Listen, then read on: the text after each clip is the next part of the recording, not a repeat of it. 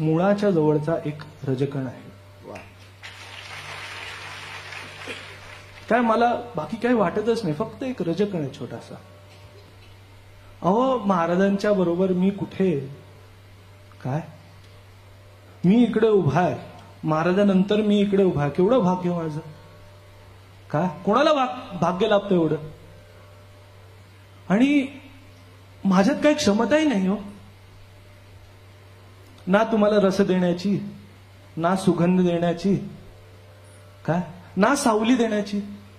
माझ्याकडे काही क्षमता नाही. फक्त जो आशीर्वाद माझ्या पदरात पडलाय तो तुमच्याकडे देणार. जो रजकण माझ्या पदरात पडला आहे तोच मी तुम्हाला देऊ शकतो. आणि काय देऊ शकतो.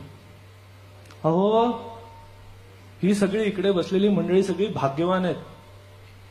किती भाग्यवान, किती भाग्यवान सांगू. आणि का तर अहो गेले 1 महिनाच झालाय मी इकडे प्रवचन ऐकायला आलोय. पण गेली 20 वर्ष तुम्ही सगळं श्रवण भक्ती करताय. आता माझी पात्रता काय, माझ्याकडे काय आहे असं की जे तुम्ही 20 वर्षात ऐकले नाही ते मी तुम्हाला सांगू.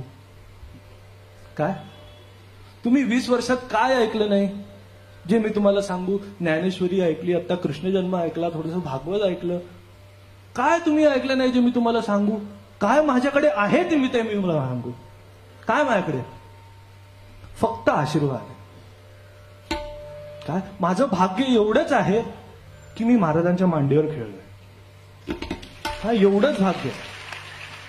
बाकी माझं कर्तृत्व वगैरे तर बोलायचा पण प्रश्न येत नाही. काय अजून बोलायचा पण प्रश्न येत नाही. म्हणून इकडे खरंच आनंद वाटतो की पुणेकरांची मलाही सेवा करायला मिळते. आणि म्हणूनच मी विचार केला की तुम्हाला सांगून सांगून मी काय सांगणार, तुम्हाला कुठला सांगू अभंग, काय सांगू मी तुम्हाला. मग मी म्हटलं की पुणेकरांना जे आवडतं तेच त्यांना सांगावं.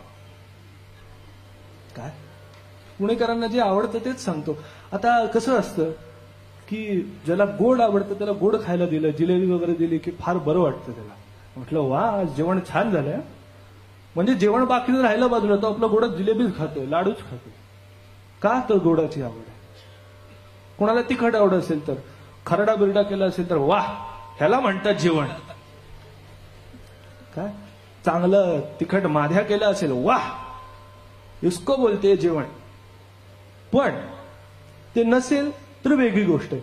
म्हणून तुम्हाला जे आवडतं तेच सांगणार. तुम्हाला जे कीर्तन महाराजांचं आवडतं म्हणून ह्या कीर्तन सेवेबद्दलच मी वर्णन करतो. म्हणून महाराज म्हणतात कीर्तन चांग, कीर्तन चांग होयंग हरिरूप. तुकोबर आहे आपल्या ह्या अभंगामधनं काय सांगत आहेत तर कीर्तनाचे श्रेष्ठत्व सांगतात. कीर्तन म्हणजे काय, काय कीर्तन म्हणजे काय तर संसारात अनर्थाचे अनर्थ होत असतात. काय संसारात अर्थाचे अनर्थ होतात. परमार्थात मतीत अर्थ कळतो. काय परमार्थात आपल्याला मतीत अर्थ करतो. पण कीर्तनामध्ये काय होतं तो अर्थ प्रगट होतो. काय प्रगट रूपाने तुमच्या समोर येतो. बघा साध्या जीवनामध्ये काय साध्या जीवनामध्ये कसं असतं तर एकमेकांची भेट असते. काय सर्वसामान्य जीवनामध्ये एकमेकांची भेट असते. परमार्थात दर्शन असतं. पण कीर्तनात साक्षात देवाचं आलिंगन असतं. वा. आणि हेच वैशिष्ट्य आहे की कीर्तनातलं श्रेष्ठत्व का प्राप्त झालं. भक्ती ही नारदांनी सांगितली आहे. नारद हे भक्तीचे अध्वर्यू आहेत. त्यांनी ही भक्तीची परंपरा सुरू केली. पण त्यांनी नारदांनी 9 भक्ती सांगितली. किती सांगितली 9 प्रकारची भक्ती सांगितली. आता असं असतानाही 9 प्रकारच्या भक्त्या असतानाही कीर्तन भक्ती का श्रेष्ठ, कीर्तन भक्तीला का विशेषत्व तर कीर्तन भक्ती ही सामुदायिक उपासना आहे. काय? कीर्तन भक्ती ही सामुदायिक उपासना आहे. सामुदायिक उपासना म्हणजे काय? तर सगळ्यांनी मिळून जी केली जाते ती सामुदायिक उपासना. काय? आता कीर्तन करताना मी जेव्हा रामकृष्ण हरी सुरू करतो तेव्हा तुमचं तोंड बंद असतं का?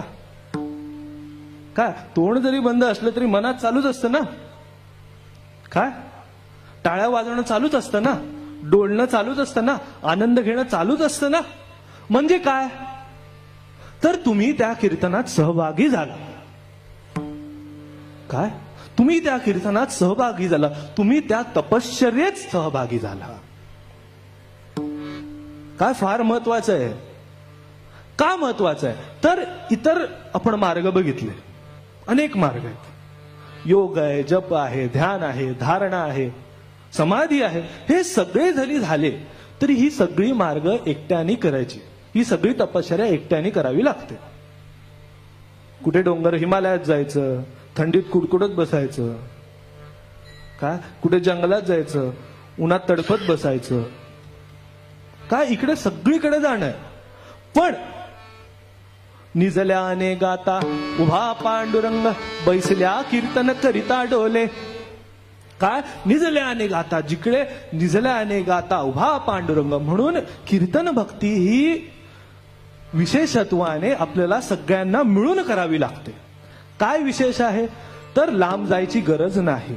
जिकडे कीर्तनाला यायचं, भजन करायचं, इकडेच तुमची तपश्चर्या सुरू होते. काय? तुमची तपश्चर्या अशीच सुरू होते. तुम्हाला काय खटपट करावी लागत नाही, काय वेगळं काय विशेषत्वाने करावं लागत नाही. का?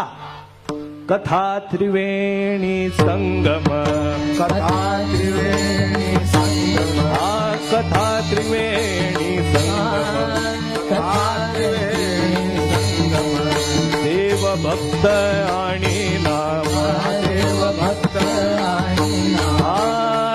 तेथीचे उत्तम चरण रज वंदिता, तेथीचे उत्तम चरण रज वंदिता. तेथीचे उत्तम चरण रज वंदिता, तेथीचे उत्तम चरण रज वंदिता. म्हणून कथा त्रिवेणी संगम, देव भक्त आणि नाम, तेथीचे उत्तम चरण रज वंदिता. काय आहे इकडे? तर कथामध्ये काय आहे, कीर्तनामध्ये काय आहे? तर कथा त्रिवेणी संगम, देव भक्त आणि नाम. काय आहे इकडे? त्रिवेणी संगम आहे. 3 गंगा इकडे मिळायला आल्या. देव भक्त आणि नाम. अहो, इतर उपासनेमध्ये काय करावं लागतं? तर आपल्याला देवाकडे चालत जावं लागतं. आपल्याला देवाकडे जाण्याचा मार्ग शोधावा लागतो. पण कीर्तन परंपरेत काय होतं? तर देव स्वतः इकडे प्रगट होतो. वा! काय? कीर्तनामध्ये देव स्वतः प्रगट होतो. आणि हेच विशेषत्व आहे, हीच ताकद आहे कीर्तनाची. काय ताकद आहे? तर देवाला चालत यावं लागतं.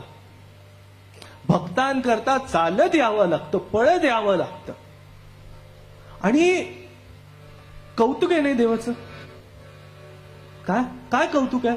अहो, जो ना तुडे ध्यानी समाधी साधनी स्वानंदे कीर्तनी नाचत असे. काय? जो योग्यांच्या पाठी जात नाही, ज्ञानियांच्या पाठी जात नाही, कर्ममार्गांच्या पाठी जात नाही, तो स्वानंदे कीर्तनी नाचत असे. वा! काय कौतुक आहे. आणि हेच कीर्तनाला विशेष करतं. हेच कीर्तनाला एक वेगळी छाप देतं की देव स्वतः इकडे चालत येतो, भक्तांकरता स्वतः येतो. आणि म्हणून कीर्तन चांग, कीर्तन चांग. काय? आपण आता जरा इतर मार्गांचं विश्लेषण ऐकू. काय? ज्ञान मार्ग आहे. ज्ञान मार्ग हा श्रेष्ठतम मार्ग मानला गेला आहे. पण असं असतानाही ज्ञान मार्गामध्ये अहंकार होण्याची फार मोठी शक्यता आहे. ज्ञान मार्गावर चालत असताना जसं ज्ञान घडत जातं, जसं ज्ञान होत जातं, जशी प्रतीती येत जाते तशी त्या प्रतीती बरोबर अहंकार जोडीने येतच असतो. नवलया अहंकाराची गोठी, विशेषण लगे अज्ञाना पाठी, सज्ञानाच्या झोंबे कंठी, नाना संकटे नाचवी. काय? नवल अहंकाराची गोठी. नवले अहंकार. काय करतो अहंकार माहितीये का? तर अज्ञानाच्या पाठी जातच नाही. काय? अज्ञानाच्या पाठी तो जातच नाही. विशेष न लगे अज्ञाना पाठी, पण सज्ञानाची झोंबे कंठी, नाना संकटे नाचवी. काय करतो अहंकार? तर जो ज्ञानी असतो तर त्याच्या अशा कंठाशी लागून असतो. काय? तो कंठलंगोड बघितली आहे ना? काय होतं की ऑफिसमध्ये जाताना सकाळी असे घालून जायचं, पण संध्याकाळी येईपर्यंत ती अशी इथपर्यंत झाली असते लोंबून. काय? सकाळी बघितलं तर अशी नीट नीट मस्त समोसा नॉट असते. काय? समोसा नॉट. पण तो समोसा मस्त असा गळत गळत गळत गळत संध्याकाळपर्यंत खाली येतो. अहो सहन होत नाही. काय? ते पेलवत नाही, सतत घालू शकत नाही, श्वास नीट घेता येत नाही. तर त्याप्रमाणेच ते ज्ञान आपल्याला जर पचलं नाही तर गळ्याशी येतं. काय? ते ज्ञान आपल्याला जर पचलं नाही तर गळ्याशी येतं आणि असा गळफास होतो. त्या हे लग्नाला उभे असतात ना रिसेप्शन मध्ये, एकुलता एक आपला सूट शिवायचा. त्यांची बघायची, मजाच बघायची त्यांची. सकाळपासून पाटावर बसून राहायचं, मंत्र ऐकायचे, बघत बसायचं नुसतं. संध्याकाळी रिसेप्शनला थकून भागून आपला कसा तरी उभा राहतो. मला काही अनुभव नाही, पण मी सांगतो, बघितलंय म्हणून.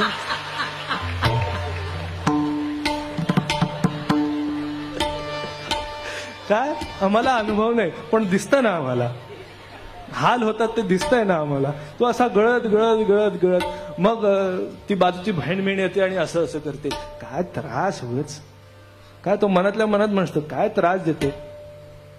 म्हणून ज्ञान कितीही श्रेष्ठ असलं, कितीही मोठं असलं, तरी त्रास त्याचा होतोच, त्याचा अहंकार येतोच. अलोडोनी वेदशास्त्रार्थ, ज्ञाते पणजे पंडित, गर्वे हिळसती भक्तिपंथ, अतिउन्मत्त ज्ञातृत्वे. शेळी उसाची चवी गाडी, नेणोनी पाचोळा करंडी, तेवी नेणोनी हरिभक्तीची गोडी, अज्ञान बापुडी विषय लुब्ध. काय होतं? अलोडोनी वेदशास्त्रार्थ, ज्ञाते पणजे पंडित. काय? तर ज्यांनी वेदशास्त्राचा अभ्यास केला आहे, स्मरण केलं आहे, मनन केलं आहे, त्यांचं कसं असतं? तर ते त्यांच्या अभ्यासात त्यांचा अहंकार एवढा वाढतो. काय? आता महाराज म्हणतात म्हणून उन्मत्त होतात. मी शब्द वापरत नाही. महाराज काय म्हणतात? अति उन्मत्त ज्ञातृत्व. काय? त्या ज्ञानाचा अहंकार त्यांना एवढा उन्मत्त करतो की भक्तिपंथाला ते हेटाळणी करतात. काय करतात? ते भक्तिपंथाची हेटाळणी करताय. काय विठ्ठल विठ्ठल करताय? काय 2 तास उगाच वेस्ट ऑफ मॅन अवर्स. त्या 2 तासात मी किती कमवले असते. हो असून दे, पण मनाचं समाधान लाभतंय का? काय?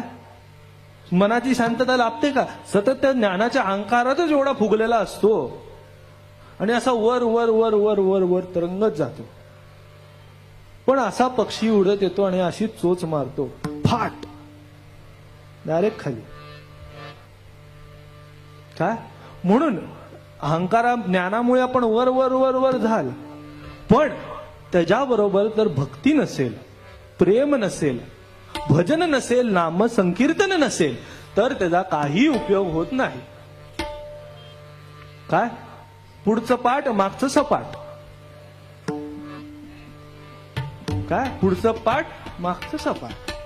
अहो तुम्ही ज्ञान ग्रहण केलं, पण त्या ज्ञानाच्या जोडीला जो ज्ञेय परमात्मा आहे तो जर जाणून घेतला नाही तर काय उपयोग आहे? तुम्ही तपश्चर्या करताय, भजन करताय, नामसंकीर्तन करताय, सगळं करताय, पण ते जर देवाला अनुसरून केलं नाही, माझे भक्ती विणजे कर्म जाणपा केवळ भ्रम, चुकले मग प्राप्तीचे कर्म ते धर्माधर्म परिणामे. काय माझ्या भक्तीविण जे जे कर्म केलं जाईल ते सगळं व्यर्थ आहे. म्हणून ज्ञान म्हणा, कर्म मार्ग म्हणा, आता कर्म मार्ग सुद्धा बघा काय श्रेष्ठ मार्ग मानला गेला आहे, पण त्या कर्माच्या क्रियेत अडकू नये. काय त्या कर्माच्या क्रियेत आपण अडकतो, ते कर्म करण्यात आपण एवढे गुंतून जातो, ते कर्म नीट झालं पाहिजे. कर्मस्वरूपी परमगूढ विधिनिषेध आदी अवघड, सज्ञानानो हे निवाड शास्त्रे दृढ विचारती.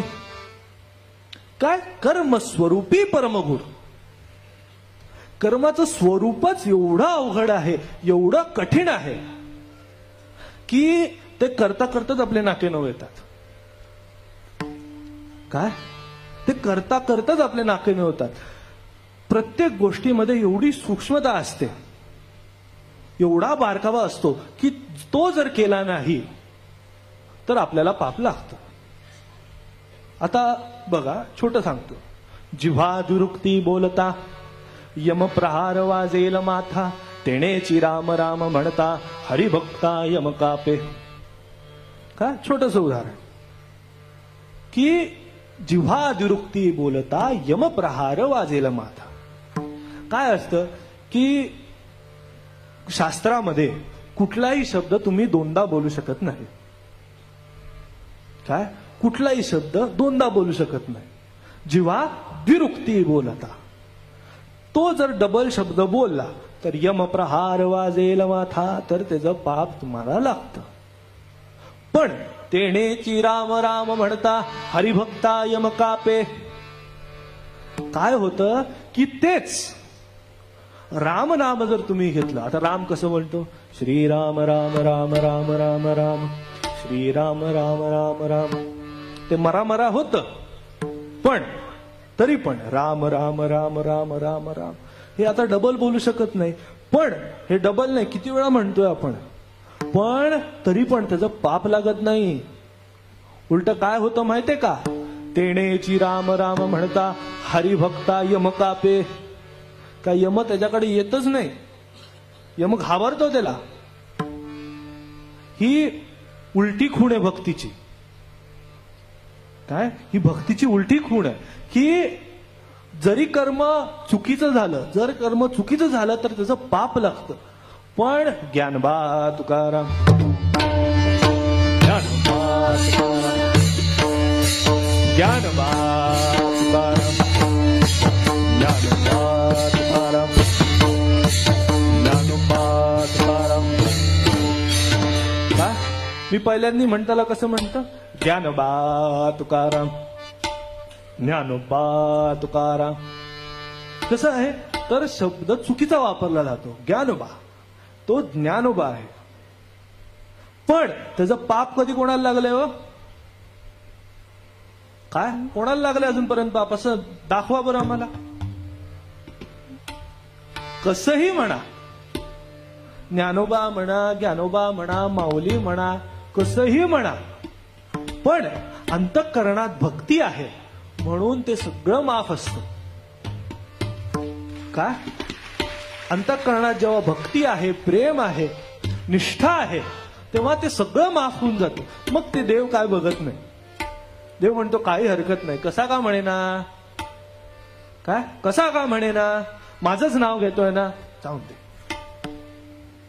म्हणून हेच विशेषत्व आहे, हेच कीर्तनाला इतर उपासनेपासून वर करतं. काय कीर्तनाला हेच विशेषत्व देतं की कीर्तनाचा सोपेपणा. अहो कोणीही कसंही कधीही कुठेही नाम घ्या, काय कसंही सहज, झोपताना घ्या, उठताना घ्या, कसंही घ्या, पण ती माझी भक्ती, माझं प्रेम अंतःकरणात टिकवून धरा. म्हणून कर्म जरी गूढ असलं, कर्मस्वरूपी परम गूढ, विधी निषेध अति अवघड, सज्ञाना नो हे निवाड, शास्त्रे दृढ विचारती. अहो सज्ञानांना सुद्धा करताना अवघड जातं. काय जे कर्म मार्गावर चालतात त्यांना सुद्धा हे कर्म करताना किती अवघड जातं. तर तुम्हा अम्माची गोष्ट किस झाड की पत्ती, काय किस झाड की पत्ती, एवढं अवघड असताना.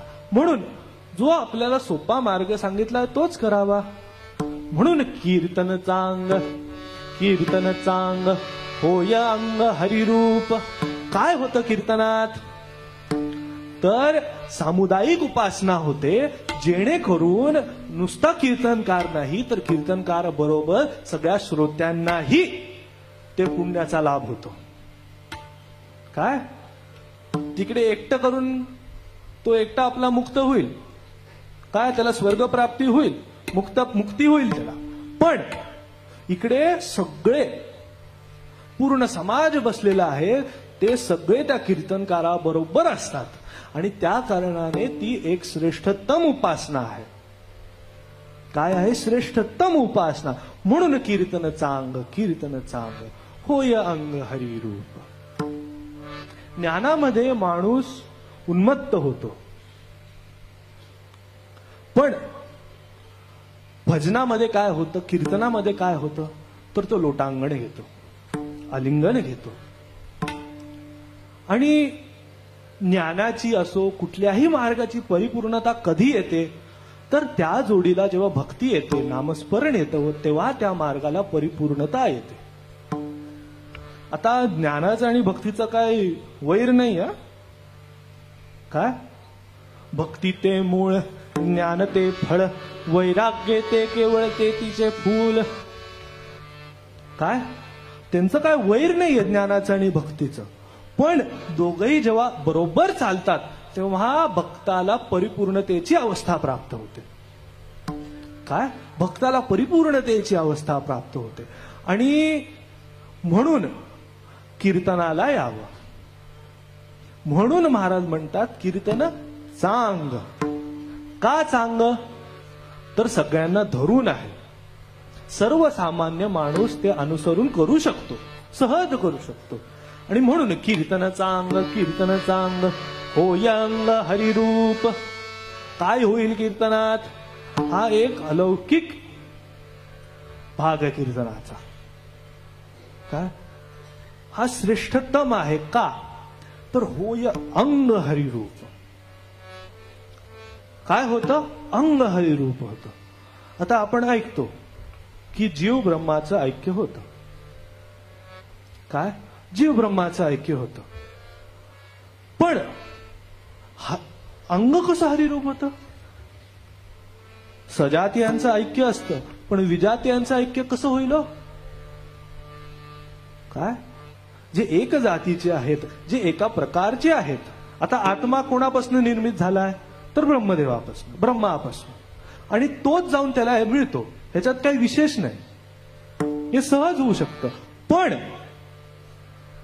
जी काया घाण असते, मळमूत्राचा बांधा, काय मळमूत्राचा बांधा ही काया, शरीर सर्वात वाईट मानलं गेलं आहे. आणि असं असतानाही ते शरीर देवाशी एकरूप कसं होतं, ती काया ब्रह्मरूप कशी होते. काय शरीर शरीर दुःखाचे भांडार, शरीर दुःखाचे भांडार, शरीर दुःखाचे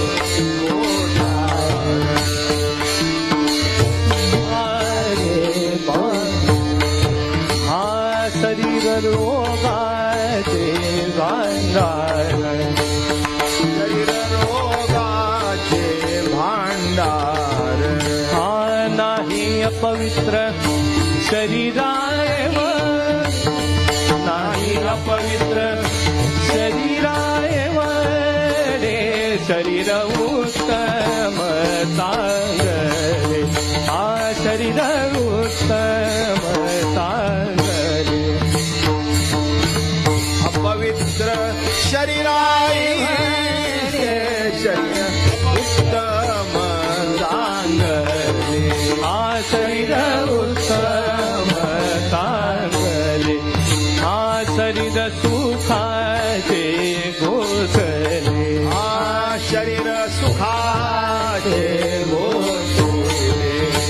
शरीर साध्य होय केले शरीर साध्य होय केले हा शरीर साधिले परब्रह्म शरीर साधिले परब्रह्म शरीर उत्तम सांगले हा शरीर उत्तम सांगले शरीरे साधिले परब्रह्म शरीर उत्तम सांगले शरीर उत्तम सांगले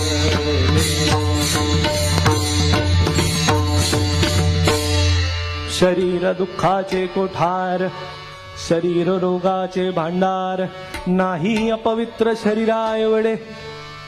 काय म्हणतात इकडे महाराज की शरीर तुकाराम महाराज आपल्या अभंगमधनं सांगतायत की शरीर दुःखाचं कोठार आहे शरीर रोगाचं भांडार आहे. अहो शरीरानेच आपल्या या शरीरामध्ये आपण या संसारात वावरतो आणि त्याच्यामुळे एवढा त्रास आपल्याला सहन करावा लागतो. किती त्रास तर त्याच्यामुळे जो आत्मा आहे जो मूळचा परमात्मा आहे त्याच्याशी आपल्याला एकरूप होणं अवघड असतं. काय त्याच्याशी एकरूप होणं फार अवघड.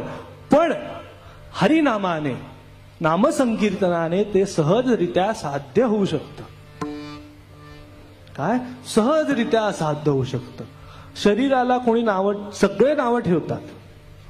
काय शरीर वाईट आहे शरीर दुःखाचं कोठार आहे शरीर रोगाचं भांडार आहे.